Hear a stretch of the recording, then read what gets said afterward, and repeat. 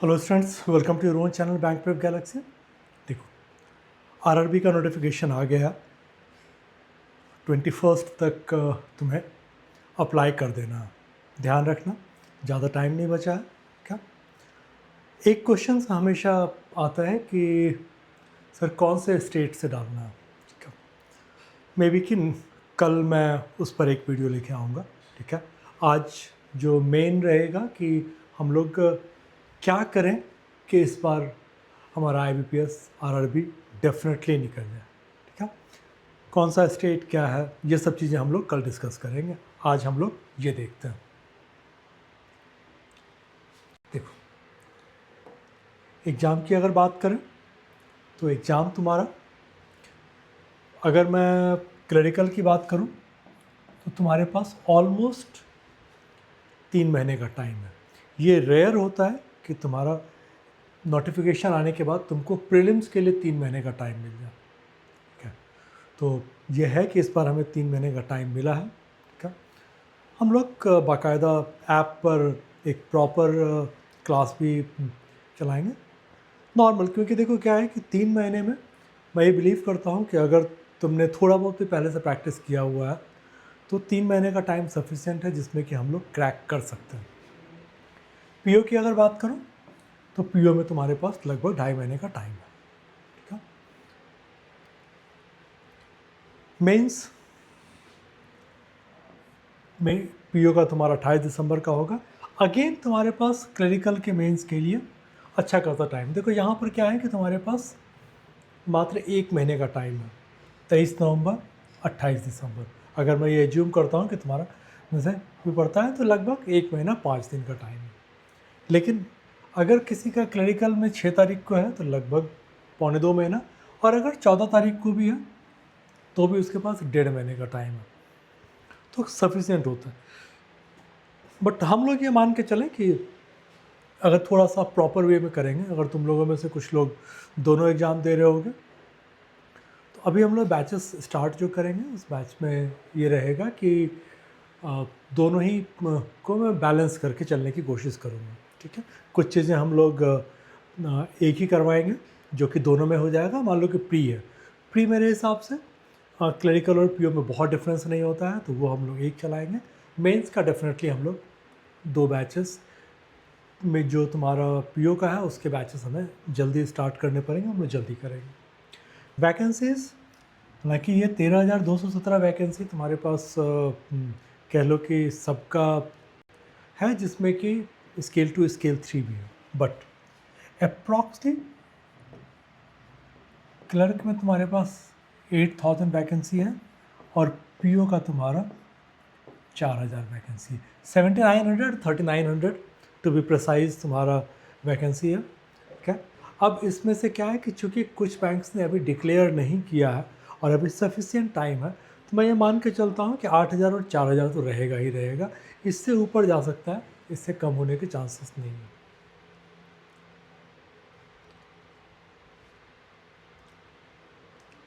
अब देखें तो पैटर्न क्या होता है। ठीक है, इस एग्ज़ाम का अगर पैटर्न की बात करो, प्रीलिम्स होगा। प्रीलिम्स में तुम्हारा दोनों के लिए जो रहता है वो है रीजनिंग 40 क्वेश्चन, 40 मार्क्स, 25 मिनट।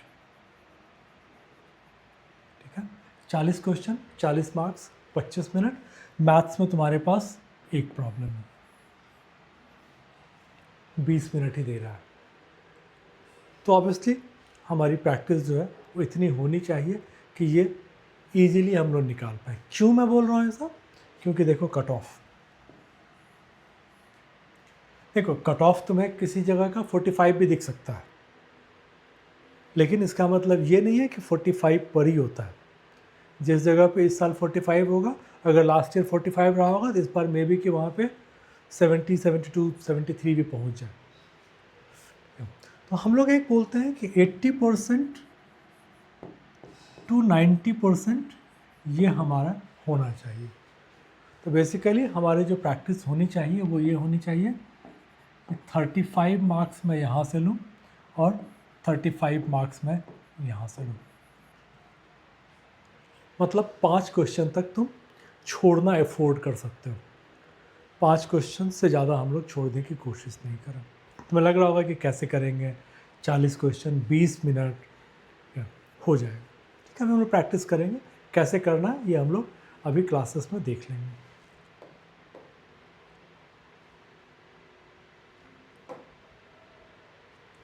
देखो, मेंस प्री, तुम लोगों में से कई लोग ऐसे होंगे जिसका कि प्री निकल जाता है। ठीक है, तो मैं हमेशा सजेस्ट करता हूँ कि जिसका प्री निकल जाता है वो मेंस के लिए अभी से ही रेगुलर प्रैक्टिस करते रहो। ठीक है, हम लोग अभी जब क्लासेस एक चलाएंगे तो एक हम लोग क्लासेस अभी ये कर रहे हैं, प्रैक्टिस विथ दीपक सर।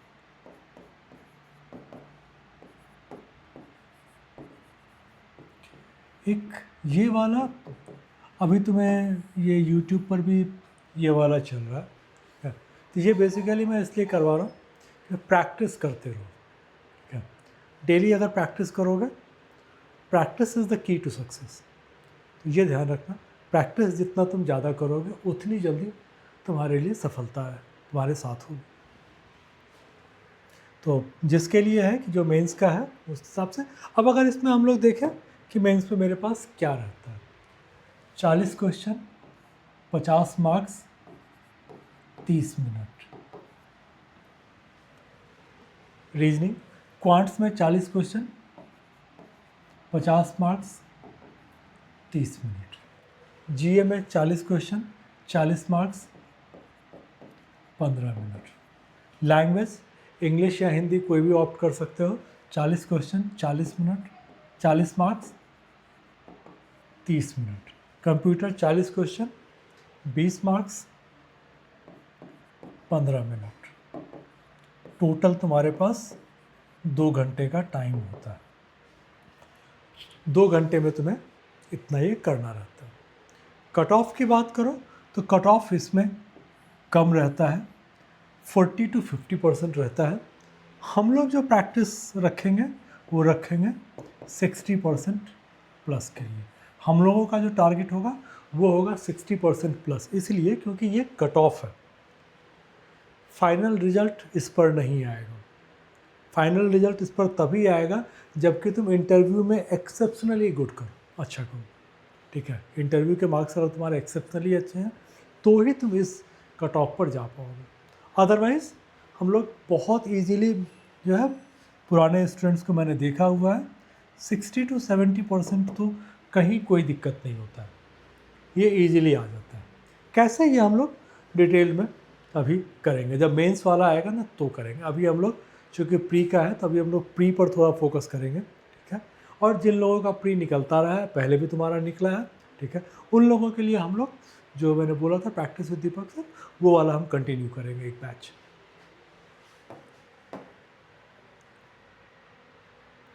ये एक मैंने चार्ट दिया हुआ था, मैंने बता दिया है तुम्हें पूरा। लास्ट ईयर्स का अगर मैं एनालिसिस करूँ, देखो किसी भी एग्ज़ाम को क्रैक करने के लिए ये जानना ज़रूरी है कि उस एग्ज़ाम में क्या आता है और मुझे कितना मार्क्स लाना है। कितना मार्क्स लाना है ये हमने देख लिया। ठीक है, 80 to 90% हमें लाना है इसमें प्री में, और 60 to 70% हमें लाना है मेंस में।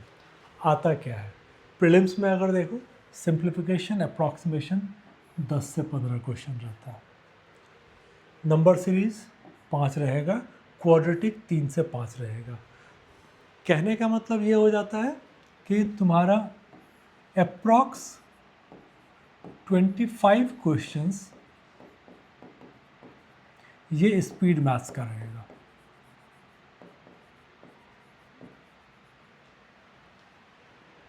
और 15 क्वेश्चन में तुम्हारा DI एंड वर्ड प्रॉब्लम। कभी अगर किस्मत ख़राब रही तो 20 होगा और 15 से 20 क्वेश्चन तुम्हारा इधर आ जाएगा। ठीक है, जिसमें कि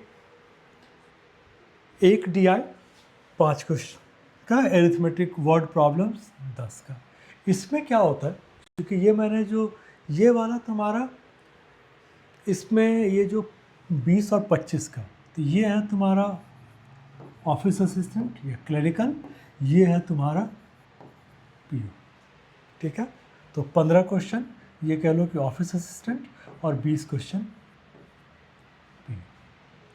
तो हम लोग तैयारी ऐसा रखेंगे कि पीओ के हिसाब से हम लोग ईजिली 80 to 90% हमारा होता रहे। तो बिलीव मी, अगर ये तुम्हारा रहेगा तो उधर तुम इजीली कर लोगे। ठीक है, ये तुम्हारा एरिथमेटिक, तो तुम्हारा ये जो वर्ड प्रॉब्लम्स रहता है, ठीक है, ये वैलिड रहता है, ठीक है, बट लेवल इजी रहता है। डीआई में भी क्या है, अगर 2 डीआई होगा तो एक कैसलेट, एक मिक्स डीआई एज्यूम कर सकते हैं, या बार या टेबुलर या कुछ भी पिया पाए वाला कुछ भी हो सकता है। अगर सिंगल देता है तो कैसलेट के चांसेस नहीं है, चांसेस ये है कि पाई या टेबुलर या तुम्हारा बार वगैरह या लाइन चार्ट वाला आ सकता है।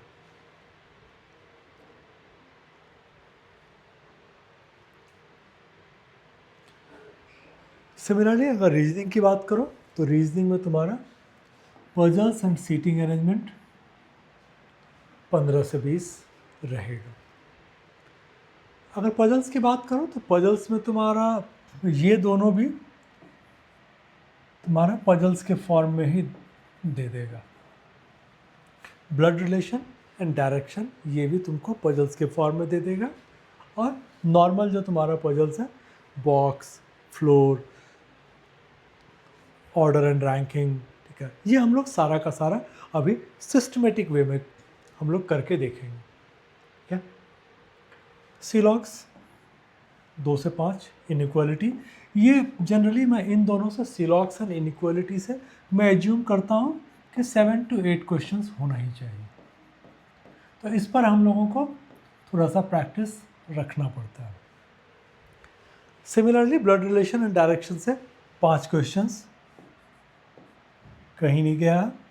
अल्फ़ा न्यूमेरिक से 4-5 मिक्स वाला देगा, क्योंकि अल्फ़ा न्यूमेरिक में मुझे लगता है कि 3 क्वेश्चन और एक वर्ड वाला प्रॉब्लम्स रहता है, इससे 2 क्वेश्चन, ये एज्यूम करके चलो तो 5 क्वेश्चन तुम्हारे पास आ जाएगा। इसके अलावा मिसलेनियस का तुम्हारा रहेगा। ठीक है, तो ये है तुम्हारा इसमें। अब हम लोग ये प्री का हो गया। प्री में 2 ही सेक्शन है, क्वांट्स एंड रीजनिंग।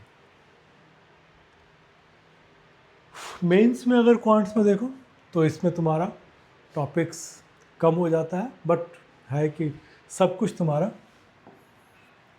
डीआई पर अटक जाता है। इसमें तुमको नंबर सीरीज भी जो रहेंगे वो एडवांस लेवल के रहेंगे। क्वाड्रेटिक थोड़ा हायर लेवल रहेगा। ठीक है, एरिथमेटिक में तुम्हारा पूरा एरिथमेटिक, इसके बाद डाटा सफिशिएंसी, ठीक है, Q1 Q2 वाला जो रहता है क्वांटिटी वाला, कंपैरेटिव वाला, ये सारा मिला के, ठीक है, 15 क्वेश्चन के आसपास एक्सपेक्ट कर सकते हो कि एंड एरिथमेटिक ये मिला के 40 क्वेश्चन होगा, 50 मार्क्स, 30 मिनट। ठीक है, ये तो 15 रहेगा ही, 15 15 30, और बाकी तुम्हारा मिसलेनियस मिला के जो है आ जाएगा। कई बार डीआई ज़रूरी नहीं है कि ये तुम्हारा 3 डीआई हो, नहीं, ये हो सकता है कि 4 डीआई या 5 डीआई भी हो जाए। क्वेश्चन एक में 2 रहेगा, एक में 3 रहेगा, इस तरह से करके दे देता है। इसमें हमें प्रैक्टिस करनी पड़ेगी। जिन लोगों का पहले से रिजल्ट आता रहा, ठीक है, वो मेरे साथ, मैं अभी डीआई करवा भी रहा हूँ, और मैं थोड़ा मतलब स्मार्ट कीड़ा का करवा रहा हूँ, जिसका कि लेवल ऐसे भी तुम्हारा ऊपर है।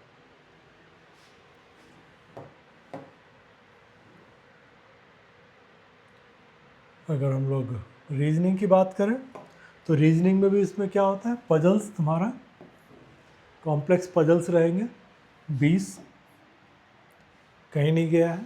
ठीक है, इसमें 4 या 5 पजल्स होगा। सीलॉग्स, लॉजिकल, डाटा सफिशिएंसी, ठीक है, इससे भी मान के चलो कि हाँ रहेगा। इसमें एक और चीज़ मैं ऐड कर देता हूँ तुम्हारा, हालांकि आरआरबी में जनरली नहीं रहता है तुम्हारा ये वाला मशीन इनपुट आउटपुट जो है, इनपुट आउटपुट के चांसेस कम है, इनपुट आउटपुट के चांसेस कम है। डाटा सफिशिएंसी रहेगा ही रहेगा, ब्लड रिलेशन, डायरेक्शन, ये सब एज्यूम करके चल सकते हो कि ये रहेगा। तो यहाँ पर मेरा ये रहेगा कि हम लोग क्वांट्स में थोड़ा ज़्यादा मार्क्स उठाने की कोशिश करें, क्योंकि रीजनिंग में फंसने के चांसेस हैं। तो रीजनिंग में हम लोग जो मेरा कह लो कि पजल्स छोड़ के बाकी है, यहाँ से हम लोग मार्क्स उठाने की कोशिश करेंगे। एंड ऑब्वियसली पजल्स की प्रैक्टिस तो करेंगे ही करेंगे। इसके अलावा जो भी रहता है तुम्हारा जीए, तो इसमें बैंकिंग का रहेगा, करंट अफेयर्स रहेगा। मेरे हिसाब से 5 से 6 महीने का अगर कर लेते हो, ठीक है, तो तुम्हारा काफ़ी है। मतलब अभी से अगर तुम करना स्टार्ट करते हो, तो जब मेंस का तुम्हारा टाइम आएगा तो भी मुझे लगता है कि है। और इसके पहले के कुछ अच्छा ये उठा के देख लेना जिसमें कि तुम्हें प्रॉपर ये मिल जाए। क्या लैंग्वेज में रीडिंग कॉम्प्रिहेंशन, रीअरेंजमेंट, ठीक है, एरर, ये 3 चीज़ ऐसा है। इसके अलावा तुम्हारा ये मान के चलो कि फिलर वाले, ठीक है, ये सब चीज़ें तुम्हें मिलेंगे, ठीक है। 40 क्वेश्चन है, 40 मार्क्स, 30 मिनट। इसमें तुम्हारे पास 15 मिनट है। कंप्यूटर में अगेन तुम्हारे पास प्रीवियस ईयर के क्वेश्चंस प्रैक्टिस जब करोगे तो वहाँ से तुम्हारा ये काफ़ी है, इजीली कवर हो जाएगा, ठीक है। प्रैक्टिस करते हुए कंप्यूटर तुम कर सकते हो, इसमें मुझे नहीं लगता है कि ज़्यादा प्रॉब्लम है। ये तुम्हें पढ़ना पड़ेगा, ठीक है। ये भी कुछ हद तक अगर तुम हिंदी लेते हो तो मेरे हिसाब से जब प्रैक्टिस करोगे तो प्रैक्टिस में हो जाएगा। इंग्लिश है तो भी आई होप कि अगर लैंग्वेज जो भी ले रहे हो तो लैंग्वेज के लिए ऐसा नहीं होता, लैंग्वेज प्रैक्टिस करोगे तो उस समय में जब एग्ज़ाम के टाइम में भी प्रैक्टिस करोगे तो उतना काफ़ी होता है, ठीक है, ईजिली निकल जाएगा।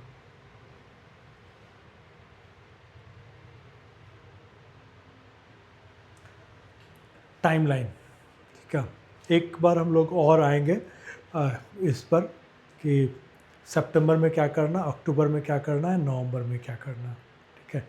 टॉपिक वाइज मैं एक डिटेल्ड वाला लेके आऊँगा, ठीक है। But for the time being यह है कि इमीडिएटली स्टार्ट करो। सितंबर अक्टूबर जो हमारा होना चाहिए ये है जो भी बेसिक्स है प्लस प्रैक्टिस है। तो मैं ये मान के चलता हूँ कि अगर आज हम लोग सितंबर में बैठे हुए हैं, 1.5 महीने का, 2.25 महीने का टाइम है, ठीक है, हमारे पास सफिशिएंट टाइम है। तुम अगर इसको प्रॉपर प्रैक्टिस पर देते हो, ठीक है, और स्पेशली अगर मैं मान के चलूँ कि क्लरिकल का अगर दे रहे हो, ठीक है, इनफैक्ट दोनों में ही पीओ में क्या है कि 22 दिन 22-23 को है, क्लरिकल तुम्हारा चूँकि दिसंबर में है, तो तुम्हारे पास 1 महीना फुल टाइम है सिर्फ और सिर्फ प्रैक्टिस के लिए, ठीक है। तो अभी का जो तुम्हारा सितंबर एंड अक्टूबर, उसमें तुम अपने बेसिक्स क्लियर कर लो, ठीक है। अगर किसी का क्लियर नहीं है, बट अलॉन्ग विथ बेसिक्स तुम्हें प्रैक्टिस भी करना है, ठीक है। मेरे हिसाब से हर टॉपिक का, ठीक है, 50 to 100 क्वेश्चन तो तुम्हें बना ही लेना चाहिए एक बार में, ठीक है। क्यों क्या होता है कि अभी से 1.5 महीना करोगे, रीजनिंग का भी आएगा, मैथ्स का भी आएगा, तो दोनों का करना है। तो अगर मैं 100 क्वेश्चन 50 से स्टार्ट करता हूँ, 100 तक जाते हो तो दिन के 200 क्वेश्चन होते हैं। Believe me, it is sufficient, easily तुम निकाल सकते हो। फिर दिसंबर जनवरी तुम्हारा मेंस पर पूरा फोकस करना है, ठीक है। जैसे ही अगर पीओ का है तो दिसंबर पूरा हम लोग मेंस का प्रैक्टिस करेंगे। अगर क्लरिकल का है तो ये है कि हम लोग आधा दिसंबर एंड फुल जनवरी, क्योंकि फरवरी में एग्ज़ाम है, तो आधा दिसंबर फुल जनवरी हम लोग मेंस का प्रैक्टिस करेंगे, ठीक है।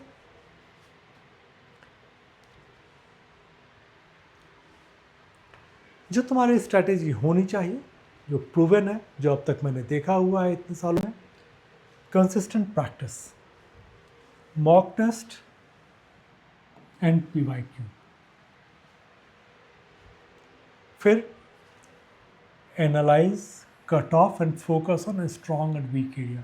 ये दो चीज़ अगर तुमने कर लिया, ठीक है, तो तुम्हें कोई नहीं रोक सकता, रिजल्ट पक्का है। प्रॉब्लम क्या होता है कि मैंने मैक्सिमम बच्चों को देखा है, क्या करता है, मॉक दे देंगे लेकिन उसको एनालाइज नहीं करेंगे। एनालाइज करने का मतलब ये होता है कि तुम एक एक क्वेश्चन, ठीक है, दोबारा से एग्ज़ाम देने के बाद, मतलब टेस्ट देने के बाद पूरा फिर से करोगे, जो छूट गया है वो भी बनाओगे, एंड देन तुम जाके देखोगे कि तुमसे क्या गलती हुई और कैसे हम लोग क्विकली उसको कर सकते थे। और फिर जो वीक एरियाज़ हैं उस पर हमें काम करने की ज़रूरत होती है। तो ये अगर तुम कर लोगे ना, ठीक है, तो ये जो तुम्हारा टाइम मैनेजमेंट एंड एक्यूरेसी, ये इन दोनों से इजीली आ जाएगा। इसके लिए तुम्हें और कुछ नहीं करना है, ठीक है। And then daily current affair, क्योंकि पूरा टाइम तो तुम टेस्ट दोगे नहीं, ठीक है, थोड़ा अपने आप को रिफ़्रेश भी करना है। तो रिफ़्रेश करने के लिए तुम्हारे पास daily current affair, banking news, इसको देख लो।